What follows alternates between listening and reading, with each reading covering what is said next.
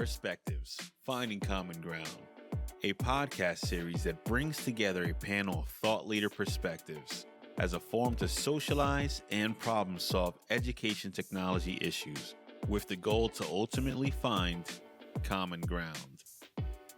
Hi, I'm Patrick Devaney, and I'd like to welcome you to this episode of Perspectives, Finding Common Ground. We're going to be talking about student data and privacy in the world of AI today, and I got a great cast to join in this conversation. We're going to go around the horn, and everybody's going to introduce themselves and discuss a little bit or share a little bit about their perspective on this topic and why they think it's important. I think we will start with you, Alana, if we can. Me? Okay.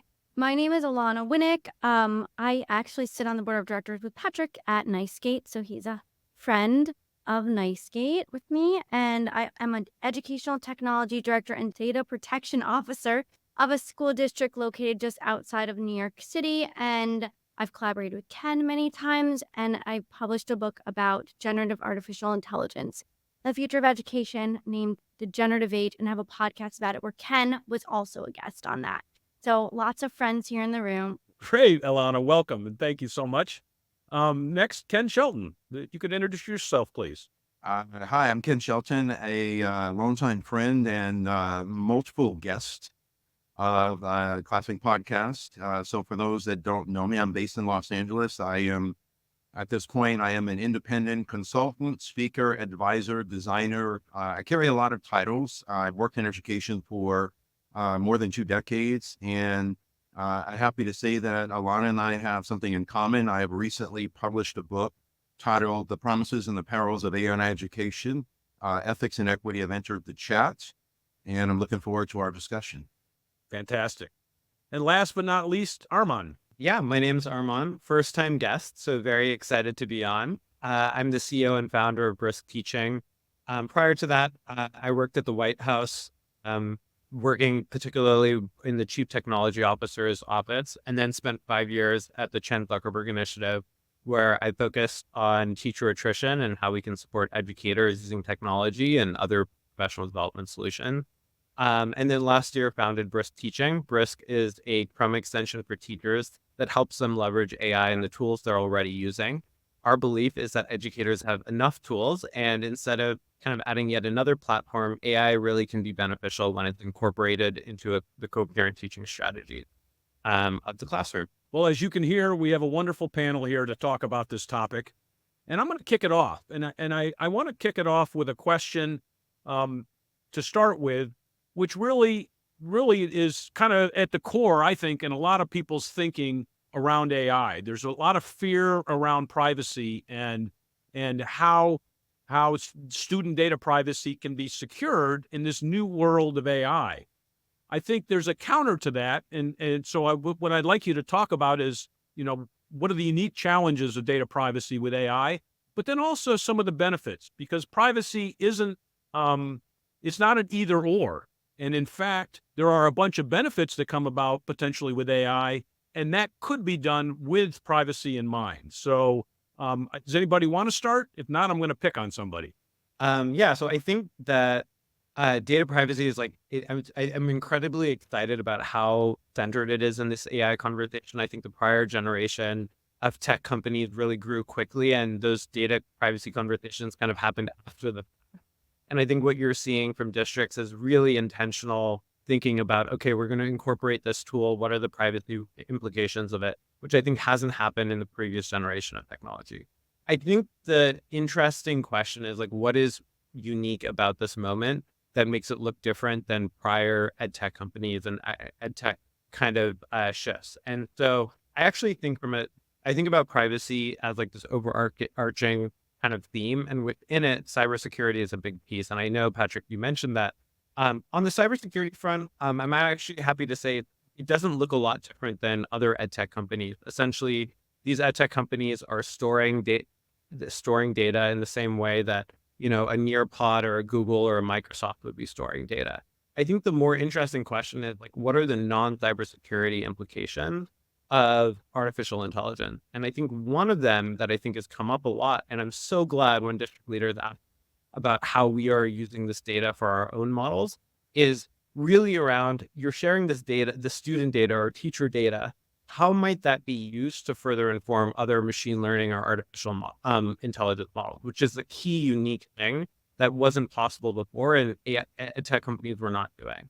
And so at Brisk, the way we're solving this is by separating the large language model from the provider of that large language model, which essentially means that when data is sent to Brisk, there's no way it could ever inform OpenAI's model. One of the problems we see with teachers using, ChatGPT, for example, to grade student papers, is that ChatGPT by default will share that data with their AI, algorithms folks, and they'll use that data to essentially create a GPT file.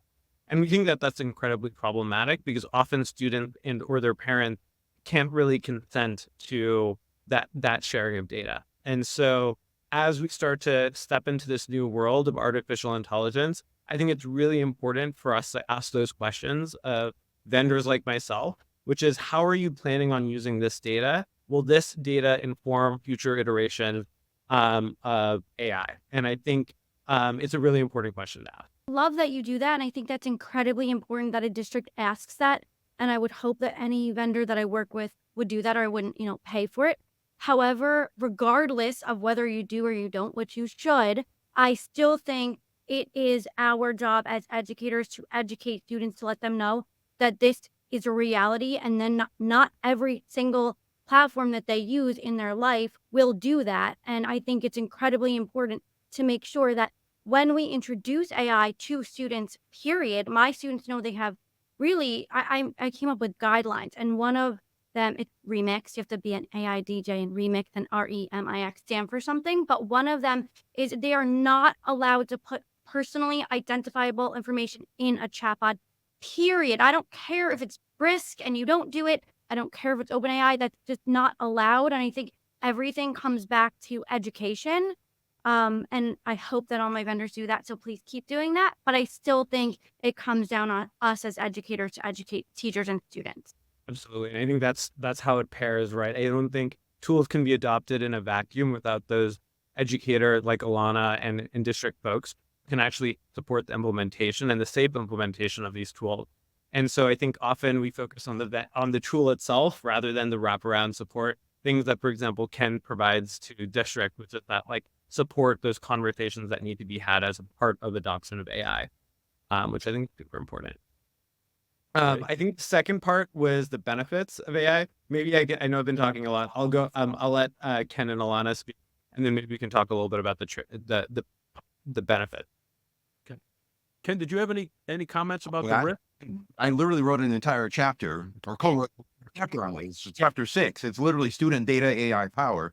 I think for this conversation, and I love a lot of what Armin shared and even what Alana shared, because if I were to rewind the clock back to earlier this year, early part of 2024, I spoke at a conference, and I was with a close friend of mine and one of his best friends, who is now also a friend of mine. His best friend works for a company. They do contracted work with the Department of Defense, so cyber counterterrorism, cybersecurity, but he also is a network engineer. And so I said to him, hey, I'm an educator, and these are the things that I know around student data, privacy, data protections, data usage. And I said, what I want to know from you is, what are the questions that, based on what I just shared with you, what are the questions I should be asking that if I didn't have access to you, I wouldn't know, and therefore I'm going to take those with me going forward. And I even said to him, and you should also know that my overall perspective is that internet privacy is one of my top 3 oxymorons. The minute you connect your device to the internet, you should have no expectation of privacy at all, period. So it goes back to what Alana shared and what Armin shared.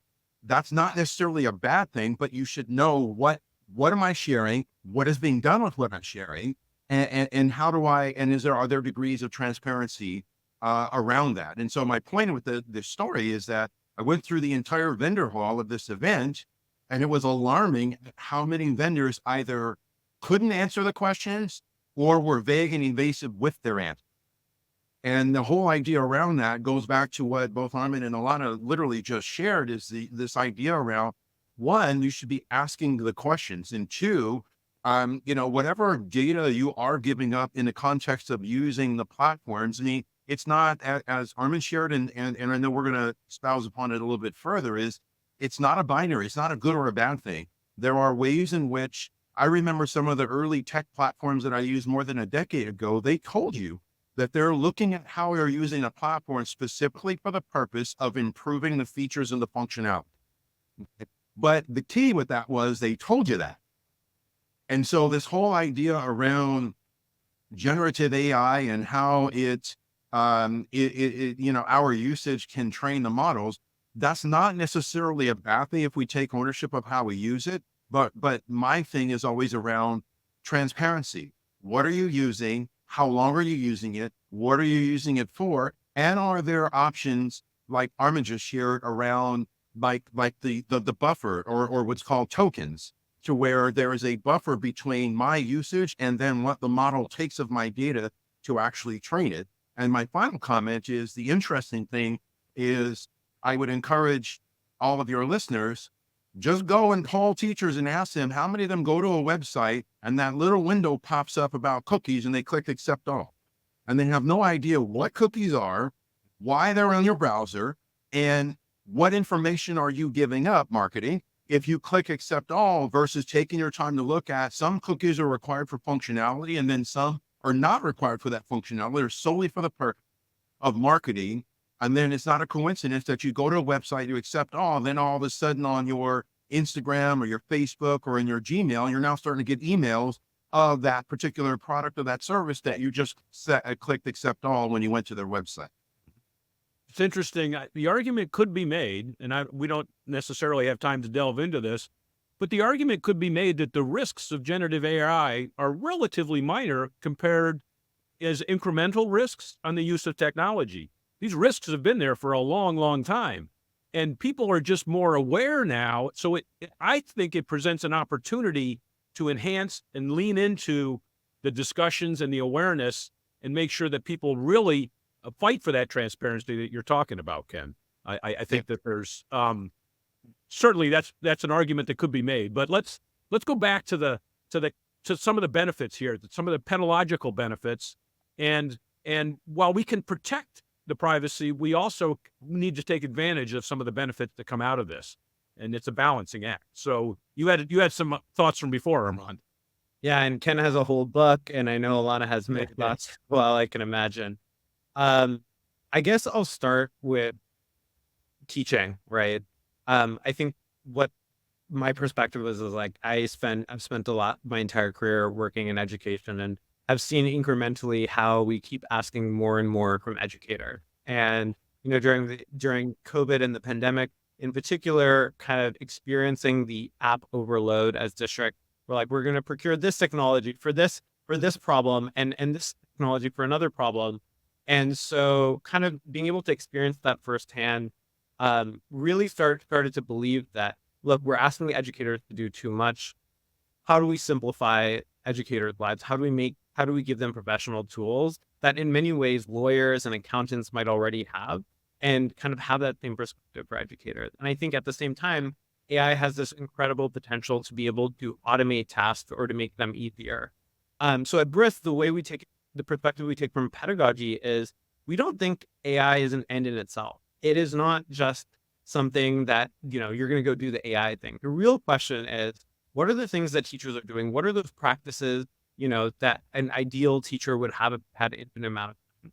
Educators often talk about that tote bag of good intentions, right? All those things they know they could be doing, they had enough capacity, if they were given enough resources, if they had a small enough class.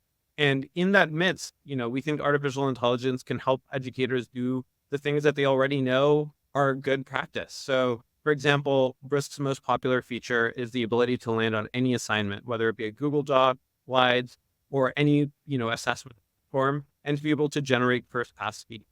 Because Brisk is an extension, the teacher doesn't need to go to a separate platform. It's incredibly simple. And we just provide suggestions on what teacher could provide feedback on that assignment. Now it's up to the teacher to be able to use that feedback and share it with the student, but being able to do that first pass is incredibly helpful. And so see that as one example of the ways in which artificial intelligence can just close that last mile delivery problem of the fact that educators often have hundreds of students and they don't have time to be able to provide high quality feedback.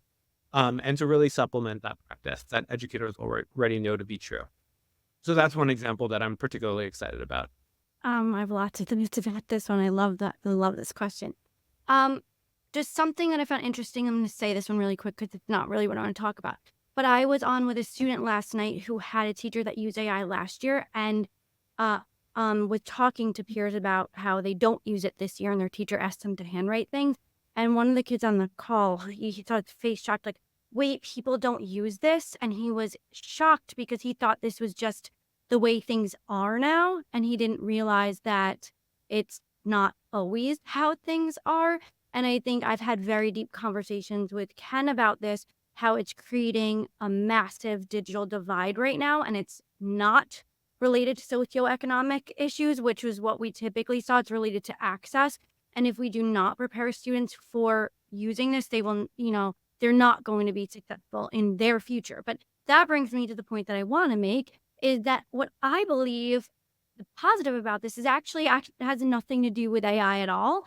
It's that I think that when the pandemic happened, going back to what you're talking about, for me, I was, horrible time in the world, but I was incredibly excited about all the technology that teachers were now using. And I found that once things kind of settled back, people kind of settled back to the way things were. And for me, AI has been the catalyst for change, and it's change that I've always thought was necessary. And I really just think sometimes, like, why are you asking a child to write a 5-paragraph essay? Like, what is the point of what you're trying to get out of them? And it's really forcing us to rethink teaching, rethink learning, and rethink assessment, and rethinking, like, if you could put it in an AI generator, like, what's the point of you asking them that? Like, and it, frees up time. Like you said, it frees up time. But what are we going to do with that time? And what are we going to redesign and rethink? Because it's a whole different world now. And, sometimes those foundational skills are absolutely necessary, and I don't think we should get rid of them. And other times, that's not the point of the task we're asking of our students. So I think it's going to help us redefine everything in such a positive, needed way in 2024. Ultimately, I think with all of this, it really boils back down to what both Alana and Armin shared earlier, and that I brought up as well, is we have to be equipped with asking the right questions and doing it in ways that ideally, whatever the platform is, whether it be an AI predominant platform, an AI add-on, or any other platforms that are used within the context of education, is again, what data is being collected and what's being done with that data is being collected. I mean, it literally is that simple. What are you collecting, and what are you doing with what you're collecting? I think that the conversation, unfortunately, can delve into areas that it can delve into great-ish areas around, again, around things like even recently I had a conversation with a teacher that her whole department was looking at using an AI platform to provide suggestions for the rewriting of some of the IEPs that they had. And I said, okay, I think you could. I go, but that should be your starting point, but not your end point, because ultimately my question, even in that context, always blows back to how well do you know the students that are on your caseload for those IEPs in the first place? Okay, because then if you know that, then now, yes, I could use AI to provide, as a thought partner, provide perhaps a perspective, or if you understand the complexities that can occur with prompt engineering, you can ask the specific questions based on your personal knowledge of those students. But then the whole idea came up, yeah, but if I upload, what information am I giving up? And I just said, listen, I wouldn't waste any brain cells on that. I said, because if that's the case, then let's go take a walk around to our campus this fall, and let's look at how many teachers have IEPs of students literally sitting on their desk. Or they have it in their desk, but you can't lock their desk. Or they have their password on a Post-it on their computer. On their computer, correct. Yeah. So again, there are concerns that we should have. And to Armin's point earlier, it is not in a binary. There are ways in which giving up our data actually can be beneficial, not just in how we use things, customization and personalization, but then also for the developers and of many of these platforms, if they're using the data to improve the performance of the platform, for me, I don't have a problem. That's the whole idea around what I would say innovation and the evolution of the things that we use. You got to have the feedback. It's no different than learning. If you don't get feedback on a feature that works really well and a feature that doesn't, then you're not in a position to make an informed decision as to what direction you go based on those types of features and stuff like that. So I think ultimately for me, my big takeaway and my big point around this is we have to be able to ask the right questions, at least as a start. Absolutely. I want to touch on your IP thing just 1 second, because I think there's a way to do it without giving out personally identifiable information. So there's no reason they need to put the child's name. There's no reason they need to put their ID number. There's no reason there needs to be anything that identifies the user. So I see, as it all goes back to what I said in the beginning. It all goes back to education. It all goes back to educating our teachers and our students about what's acceptable to put in there. And I think there's zero problems by removing any personally identifiable information and putting it in that model. And I think another thing I love that you said was, I always tell all of my users, everything needs to start with the human and end with the human. So you put in your human thoughts and you use AI to come up and generate new ideas or push your thinking, but it should always end with your own one. So that's the X in my remix, and it's express your voice. And it always needs to end with your own thoughts, your own ideas, your own voice. And it needs to really be reflective of you and your own voice. And I think, the whole U.S. Department of Education humans in the loop thing, just making sure the human's in the loop the whole time. So you bring up a great point, Alana. You gave a suggestion about a best practice. Leave out the PII and use the tool freely. What other measures should be taken by companies, should be taken by districts to leverage the benefits and yet still secure the privacy? Because that's really what this is about. It's about a balance, right? You got pros and cons, and how do we do that? And how do we inform the population out there or help educate them? Because we're going to talk a little bit about educating them as well. It's a huge piece of this. What other measures should be taken? And anybody who's got suggestions, throw them out there. I mean, I can share a few. So a couple of companies that I do consult with, I've asked literally what would be needed to either design a little pop-up or a little reminder of some of these things. And so I'll use myself as an example. Not once in my entire teacher credential program or my master's degree program can I recall a specific instance, let alone an entire class, that focused on exactly what we are talking about. Yet even back then, it was just as important and essential as it is even now. And so the whole idea around that is, and I want to be crystal clear on this, I do not hold teachers accountable for information or learning that they have not been provided or they have not been supported in engaging in. So that's number one. Doesn't change the fact that this is important. And so for me, my encouragement to some companies has been around what are the ways in which, like to Alana's point, what are the ways in which you might have just a little reminder? So if I go to this platform and I click on design a student IEP, what's needed to say, remember not to include, remember a student's personal identifiable information is not necessary for this to perform at its best. But that's there's a symbiotic component to that. It is the company is putting it out there saying, we just want to give you a reminder. And then for the educator, it's, oh, I hadn't thought about that. Or, oh, I almost forgot. It's not that hard to do that.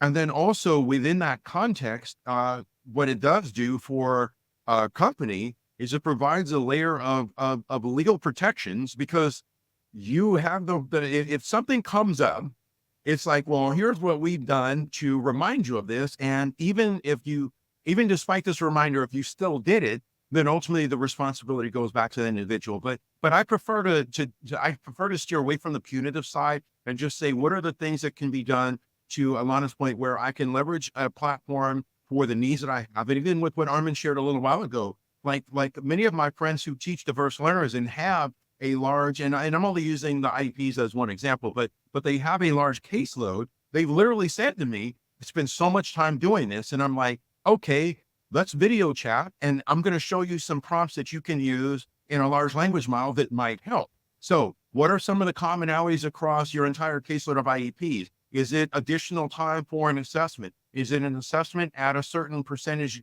level that that identifies as proficiency? Like, give me some commonalities.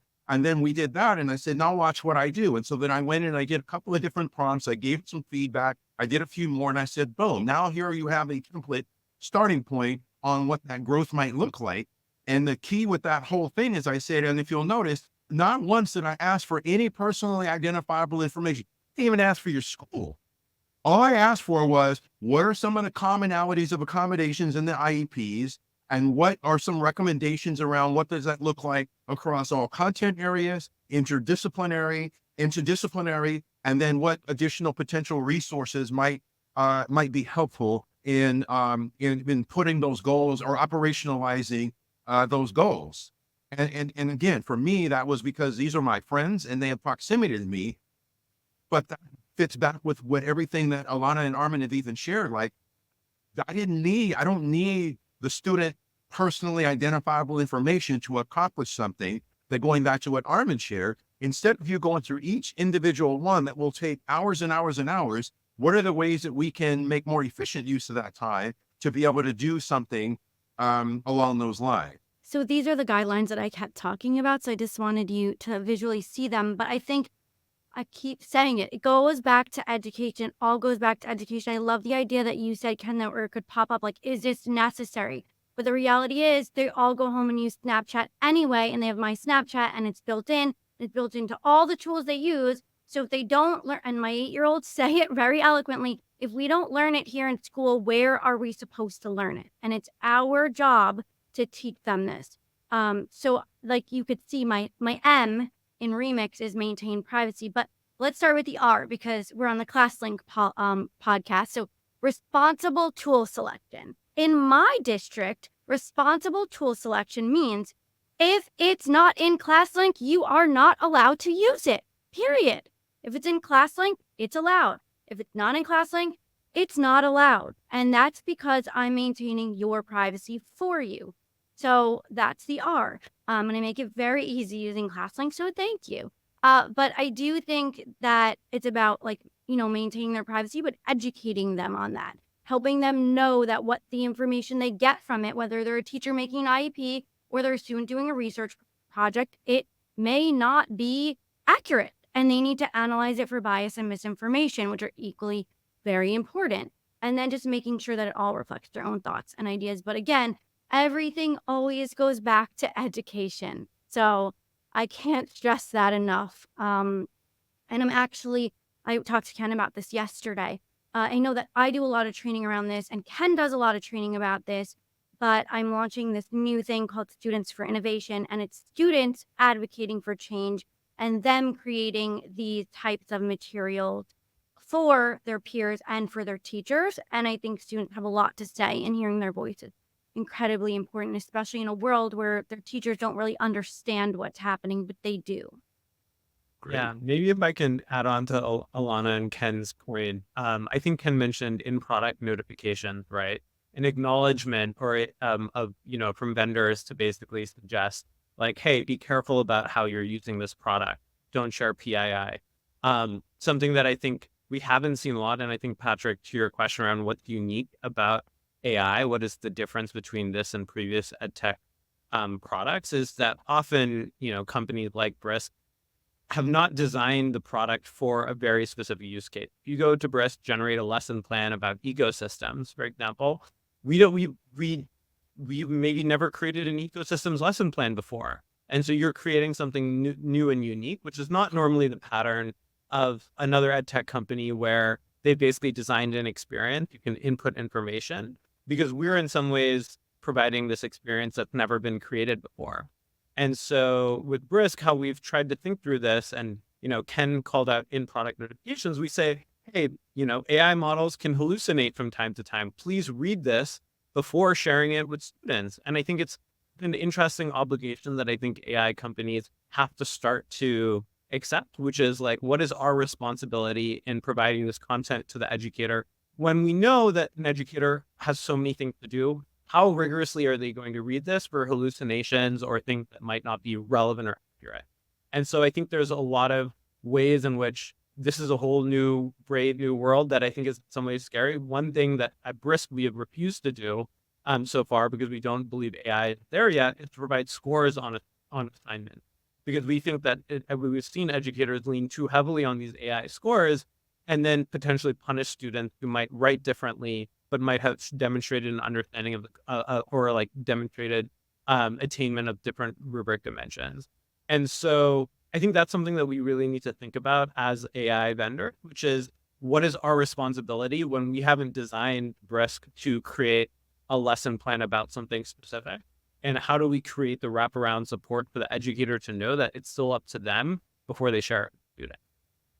Now that you're on big questions, I have some big questions, and I don't have answers for them.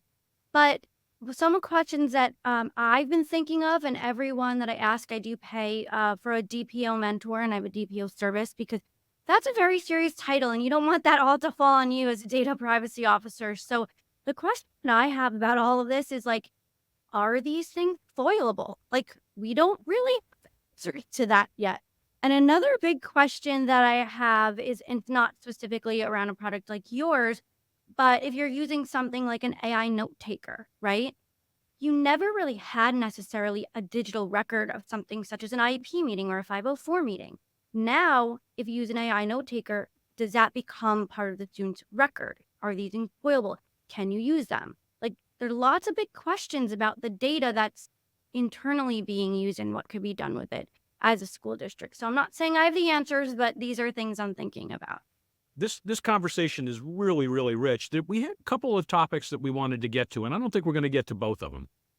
One of them was about the policies and regulatory requirements that were built in a different day, and how do we evolve in the world of AI with those? I think I'm going to put that one on pause. We're going to invite you guys back. We're going to talk about that.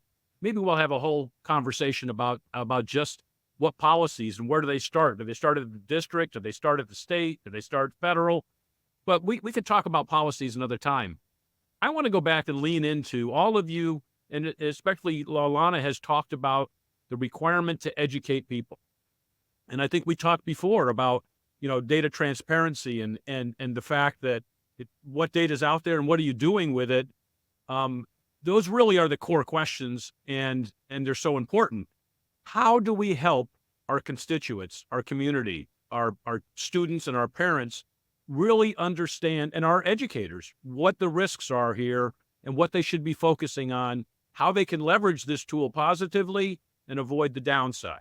So really it's about, how do we educate them? Because we can tell them till we're blue in the face, but we really need it to stick, and we need it to be ingrained in behavior. So how do we go about that? You have a thought, Ken? You want to start us off? I mean, I think, first of all, that's a very complex question, and I don't think there's any one answer. I will say that even something as simple as what we're doing right now is one of a myriad of approaches. It's, all of us were recently at a major international, I guess you could say it's international, ed tech conference. And, I personally was able to engage in dialogue with literally everybody who's on this call, on this podcast, in varying degrees. So I think it starts off with us as individuals around, how informed am I? What questions do I have? How am I essentially sharing what I know, but also acknowledging that there's a lot more room for me to grow and learn as well. I do think, on a larger context, there are several things. I think at some point there has to be a degree of responsibility upon various ministries of education, state departments of education, and even at the federal level, to provide guidance, oversight, and in some cases, if necessary, regulatory conditions around this, because there's so many things going on to where there are things that are likely to slip through the cracks. I also think that there should be a degree, and to Armin's point, and I will admit I have a bias for risk teaching, but to Armin's point, there also should be a degree of culpability, responsibility, and I would say even leadership from the development of many of the platforms. I don't think, I think it's a community-based approach. It's not reliant upon, nor is it the responsibility of any one individual. I think there has to be a collective approach to it. And knowing that there are going to be folks like us who are probably on the more informed side of the spectrum. And then there's folks that really have no idea about any of these things. But I just think that ultimately we have to insert these questions into our dialogue. They have to be ingrained into the zeitgeist of education and educators. And I'll just throw a haymaker comment out here. Relying solely upon or gravitating towards your digital citizenship policy is not only incomplete, but I would say it's irresponsible. The only thing I'll add is what I've seen work really well in a lot of communities, and I think every community is different. So the question is, how do you build consensus within your community? I've seen districts use AI committees with students on them to center student voices, to center parent voices. Those AI committees have parents, teachers, and I think being able to bring those stakeholders into for a very specific district can be a great way to have those conversations. Often students are the most aware of some of these AI tools and how they work and how they fail. I know for a fact that I've talked to students who've shared, like I was planning on using ChatGPT to cheat, but like honestly, essays are not good. Like I haven't, I could write a better essay if I really put work into it. So I've stopped using ChatGPT. So I think it's like worth us engaging with students, which often are left out of these types of conversations, especially as we start to build consensus about what types of skills are necessary in 5 to 10 years when they graduate, because they might actually have a better idea than some of us do. That's literally what I just said in the question before. And that's why I started this organization called Students for Innovation, because it's helping students advocate for change in their schools and giving them the knowledge and skills and tools they need to have these types of conversations. I do like, okay, so there's not I am a district, but there's not a one size fits all approach. In my book, my last chapter has 4 case studies of 4 very different ways that districts have educated their staff and their students, because there's no one size fits all approach. I always say that as long as you're not blocking it and banning it, and you're on the path, then you're in the right place. No matter where you are, you're in the right place, just as long as you're not banning it. I think that in my own district, what I really strive to do is I empower my teachers and I empower my students, and I really try to create a community where everyone is learning and growing together. So I've only actually presented on AI one time myself, and that's a whole different conversation on position, policy, and guidelines. I think there's a very big difference. I thought it's very incredibly important as a director of technology to stand in front of my staff and say, I support you and I want you to use this. And then every other time we've had PD, it's really me empowering my teachers to share what they're doing in their classrooms and create a community where everyone's sharing, learning, growing together. And even if we don't have a faculty meeting about AI, what I'll do is I'll say, stand up and find someone in the room you don't normally work with, tell them about one way you've used AI since our last meeting. And you just need to have the dialogue be open. You need to have the conversations and you need to keep it open.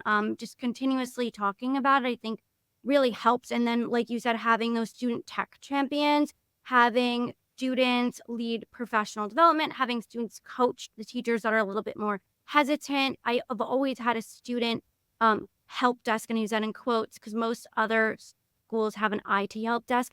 I've always had an ed tech help desk, even with middle schoolers. And now I have some 8-year-olds. So that's really incredible. And I think, like you said, just involving all the stakeholders, meeting them where they are. Like I know some districts go out to their communities where the parents don't have transportation and go to those parts of the communities. I mean, the parent like where they are literally.